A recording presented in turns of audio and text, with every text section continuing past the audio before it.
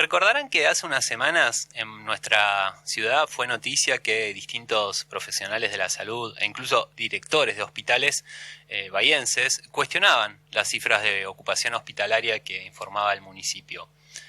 En este momento se informa que está en el orden del 80%, esto en el portal Gobierno Abierto de la Municipalidad de Bahía Blanca. No obstante, contamos que esta mañana se escucharon algunas voces que criticaban estos números y que hablaban que había 100% de ocupación en algunos nosocomios de nuestra ciudad. Para ampliar esta información, estamos ahora en comunicación nuevamente con el doctor Pablo Casella, director médico de la clínica Raúl Matera de OSECAC. Pablo, buenas tardes. Juan Ibarino te saluda desde la Radio Pública de Bahía Blanca. ¿Cómo estás? Hola, buen día. Buenas tardes, ¿cómo están? Bien, bueno, veo que andás trabajando mucho si te confundís día y tarde. Sí, Es síntoma de estrés, a mí también me pasa. Es tal cual lo estás diciendo vos, exactamente. Bueno, Pablo, en las últimas semanas se ha visto un tímido, pero por suerte sostenido descenso en la curva de contagio, pero seguimos con bastantes números de muertes día a día, 8, 5, 8. ¿En qué momento de la pandemia estamos hoy por hoy en Bahía Blanca? Digo, ¿no? Sabiendo que en algunos medios ya se preguntan si pasó el pico de la segunda ola en Bahía Blanca. Bueno, es difícil saber qué es lo que va a pasar en los próximos días. Lo que sí te puedo decir casi con certeza es que lo que estamos viendo hoy es la enorme cantidad de contagios que hubo hace 2 semanas. ¿Te acuerdas que estábamos en el orden de 300, había días de 300 casos, de 400? Eso es lo que estamos viendo hoy en las terapias intensivas. Los pacientes que han ingresado en aquella oportunidad o que se han contagiado en esa oportunidad están ahora dentro del hospital. Nosotros ya sabíamos que entre un 5 y un 7% de esos pacientes iba a requerir del hospital y en este momento tenemos una ocupación, en el caso del Hospital Matera, completa, tanto en la terapia intensiva COVID como en la no COVID. ¿Por qué se da esto? Nosotros tenemos en este momento la capacidad de nuestra unidad de terapia intensiva COVID completa con camas supernumerarias que se las restamos a la terapia intensiva polivalente. Ajá. En el día de ayer, en esta terapia intensiva polivalente, se hicieron 2 camas que van a ser ocupadas. Mira, mientras yo hablo con vos, estamos esperando 2 pacientes de la zona que vienen con diagnóstico de COVID y requieren un lugar más complejo. Es el centro más complejo de nuestro hospital, así que están al llegar y se va a ocupar nuevamente en las próximas horas la terapia intensiva completa, es decir, nuestros 10 lugares. Bien, comprendo. Situación bastante complicada. En este momento decíamos, ¿no? Los casos vienen bajando, pero hoy estamos viendo las internaciones que se derivan de hace 2 o 3 semanas, que como bien vos decías, llegamos a tener un promedio de 350 casos diarios. Altísimo. Claro. Hoy estamos en unos 100 menos, sigue siendo alto, pero en este momento también se ha escuchado nuevamente al intendente insistir con la vuelta a clases presenciales, también con ese argumento de que las escuelas no son lugar de contagio, sin hacer referencia a la movilidad o diciendo que los chicos van a la escuela de barrio, algo que fue largamente criticado, porque bueno, sabemos que hay barrios que ni siquiera tienen escuelas, así que es desacertado decir que los chicos no usan el transporte público para ir a la escuela. La pregunta es, si hoy tenemos esta ocupación del 80 según el municipio y más alta según los profesionales y los directores médicos, ¿en qué contexto podemos avanzar de fase si eso deriva en mayores contagios? ¿No habría margen? Sí, yo me gustaría hacer 2 consideraciones. Bien. Una tiene que ver con esto de que vos comentabas del regreso a las aulas, a la presencialidad, porque las clases se están desarrollando vía Zoom. Claro, sí. Yo creo que ya es algo que no debiera de discutirse. Si tenemos las terapias intensivas tan completas, con tanta dificultad, mandar entre 60 y 80 mil personas que se movilizan con el tema de educación a la calle, porque se tienen que desplazar de la forma que sea, yo no lo veo como una medida acertada. Quizás es cierto que dentro de la institución escolar quizás no se contagien los chicos.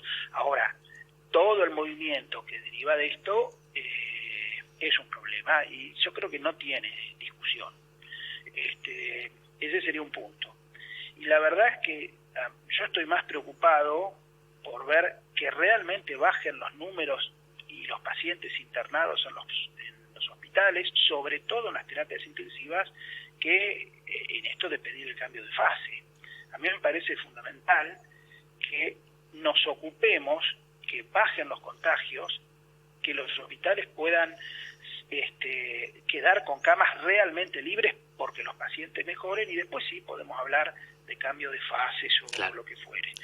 De todas formas, hay algo que hablamos con vos en algún reportaje que visité antes, que yo creo que este sistema de fases, así como está, sin los controles, y es realmente una medida gris. Sí. Y yo la verdad es que creo que lo único que hace eso es prolongar toda esta angustia, ¿no? de los contagios que no bajan en la proporción que uno quiere. Han bajado, por supuesto, pero no en la proporción que uno quiere. Esto siempre requiere de los cuidados personales, esencialmente hoy de la vacunación. Vos fíjate lo importante que es, cómo ha ido cambiando la cantidad de pacientes que todos los días son vacunados en Bahía, sí, más los controles. Sí, Nos y falta se estima, la pata de los controles. se estima que a nivel nacional se están previniendo 500 muertes por día por esta campaña de vacunación que ya se ha desarrollado y que le falta todavía, así que ahí se ve la utilidad y la importancia. Sin dudas, las vacunas, cualquiera de ellas, ha demostrado, no acá en Argentina, en el mundo, que son realmente efectivas para bajar los casos graves de COVID. Por eso tenemos una expectativa puesta en esta campaña de vacunación, en la parte que vemos nosotros, que es Bahía Blanca y la región. Yo te diría que es excelente la vacunación, son muy buenos números, y esto se refleja en que toda la población que ha sido vacunada, esa población de riesgo, pacientes mayores de 60 años o con comorbilidades, hoy son los que ocupan menos camas dentro de los hospitales. Fíjate cómo se ha trasladado el grupo etario a aquellos pacientes que todavía no estaban vacunados. Claro. Por eso, además, son más jóvenes. Eso, además, como no ha habido una real restricción en cuanto a la circulación, bueno, ha generado que sean más jóvenes los pacientes. Pero tengo toda la expectativa que, si todo va bien, quizás en el mes de septiembre estemos en una situación bastante mejor. ¿Para septiembre? Yo creo que sí, yo creo que con la vacunación así como está, y incentivándose de forma tan clara como parece que va a ser tanto en julio como en agosto, creo que en septiembre vamos a tener un buen número como para no tener estas situaciones tan preocupantes hoy, ¿no? Como para tener hospitales con terapias intensivas, con camas disponibles. Hay una sola salvedad. Ajá. Y uno tiene que hacer, que eso está fuera de las variables que podemos manejar, que es la aparición de nuevas cepas. Hasta ahora, las nuevas cepas virales que han aparecido, entre paréntesis, en los lugares donde no hay controles de circulación, fíjate que vienen de Manaos, de California, en su momento de Gran Bretaña, que eran lugares que habían dejado la circulación abierta. Exacto. El virus va mutando, va cambiando. Hasta ahora las vacunas han demostrado ser efectivas en todas las cepas. Mientras eso ocurra, yo creo que en un par de meses vamos a estar, se va a notar la mejoría. ¿Esto aplica también a esta nueva variante Delta, que tanta preocupación está generando en los últimos días? Y que hoy se conoció la noticia también que el Instituto Gamaleya va a fabricar una suerte de dosis refuerzo de la vacuna Sputnik para que se la aplique en quienes hayan recibido otras vacunas y lo proteja para que lo proteja de esta variante Delta. Digo, sí. Ahí nosotros tenemos la Sputnik, que se sabe que es la más eficiente, pero por ahí hay gente que se vacunó con otra dosis, otra vacuna, y le queda la duda. Por ahí estaría bueno tocar este tema para despejar alguna duda que pueda tener algún oyente. Sí, está claro, Juan, yo no soy un experto en vacunas, pero hasta donde sé, la Sputnik es una de las vacunas que ha demostrado efectividad en todas las cepas, así que yo supongo que en algún momento va a actuar como refuerzo del resto de las vacunas. Es una posibilidad. Bien. Bueno, nosotros también tenemos producción nacional, así que en ese sentido también tendríamos la posibilidad de fabricarla, este refuerzo. Justamente te quería comentar sobre eso. La parte hospitalaria o que tiene que ver con la salud está dentro de un contexto, y un contexto que durante mucho tiempo se han hecho cosas que hoy las vemos como favorables. No solo se ha incentivado incluso a la relación entre el Estado y laboratorios privados para que hoy tengamos la tecnología suficiente para hacer una vacuna, sino que además tenemos una línea aérea de bandera que nos ha traído las vacunas. Sí. Digamos, forma parte de todo un contexto. Además, para soportar toda esta vacuna existieron algunos planes previos en años anteriores, como el Conectar Igualdad, que hicieron que aún en situaciones no deseadas y como esta, hubo mucha gente que tuvo acceso a la educación a través de la tecnología, y yo creo que eso ha sido muy importante.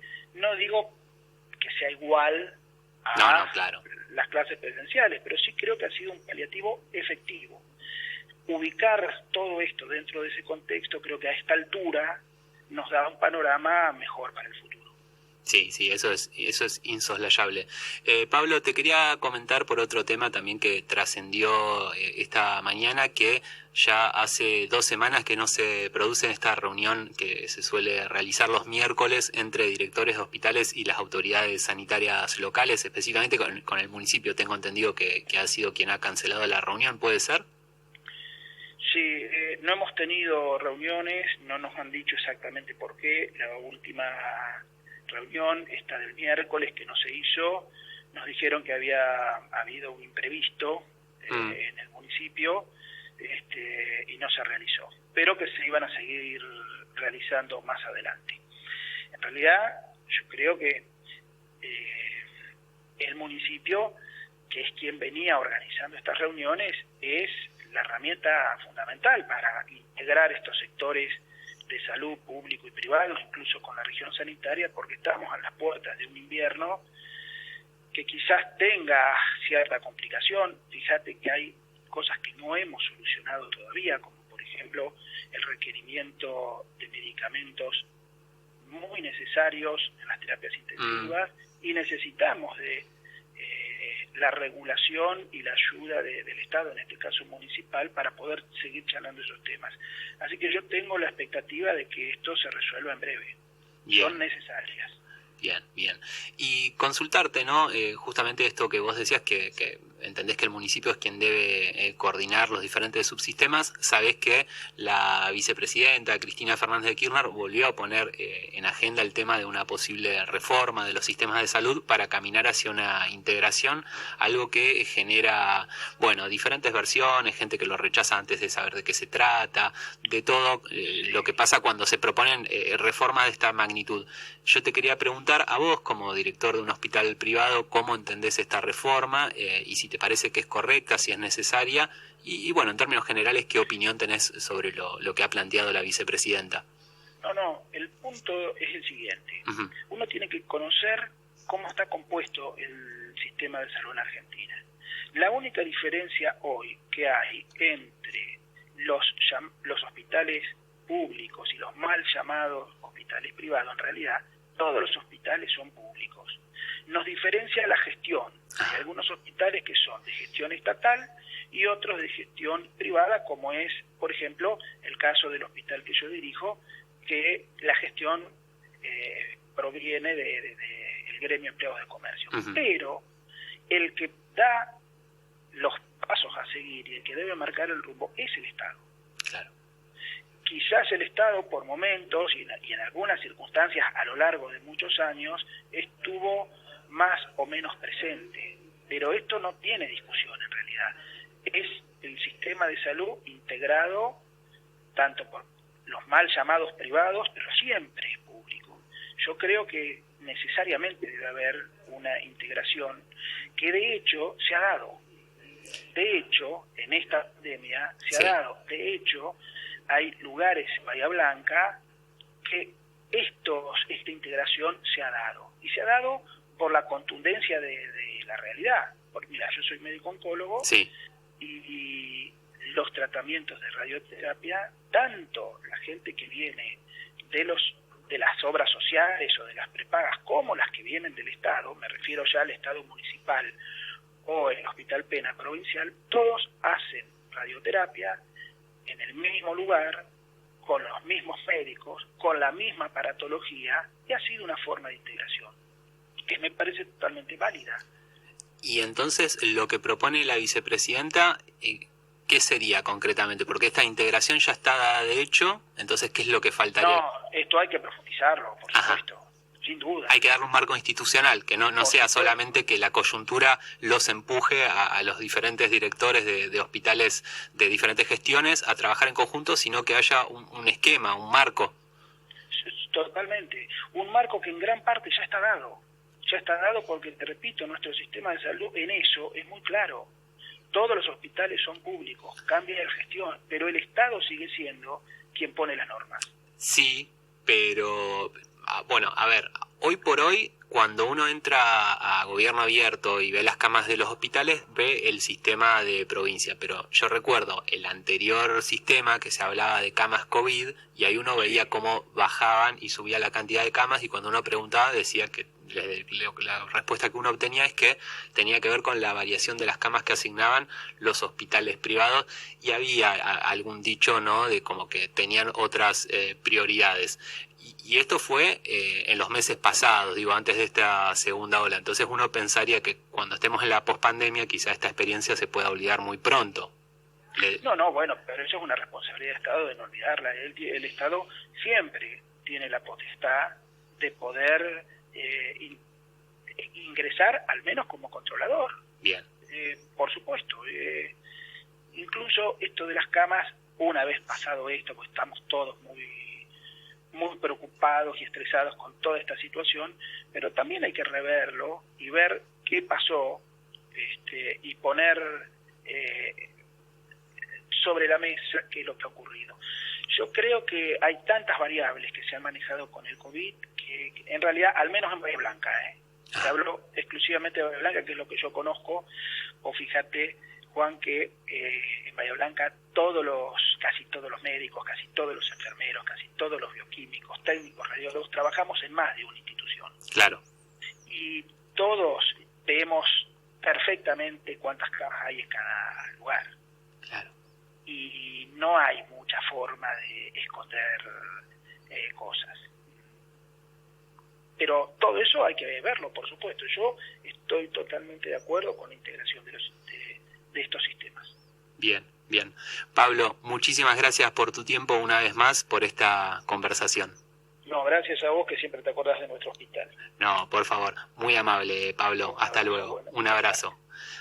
Conversamos con el doctor Pablo Casela de la clínica de OSECAC. Bueno, ampliando esta información sobre la situación hospitalaria en Bahía Blanca, que si uno ingresa al portal Gobierno Abierto a esta hora, sigue viendo un 79,73% de ocupación de camas de cuidados intensivos. Distintos números son los que perciben los directores de hospitales, que en diálogo entre ellos dicen que se encuentran al 100% o virtualmente al 100% la mayoría de ellos. Tenemos la confirmación del mismo doctor Casela en el caso de OSECAC, el testimonio de Pelufo de hoy a la mañana y también hacía referencia al hospital municipal que estaba en la misma situación.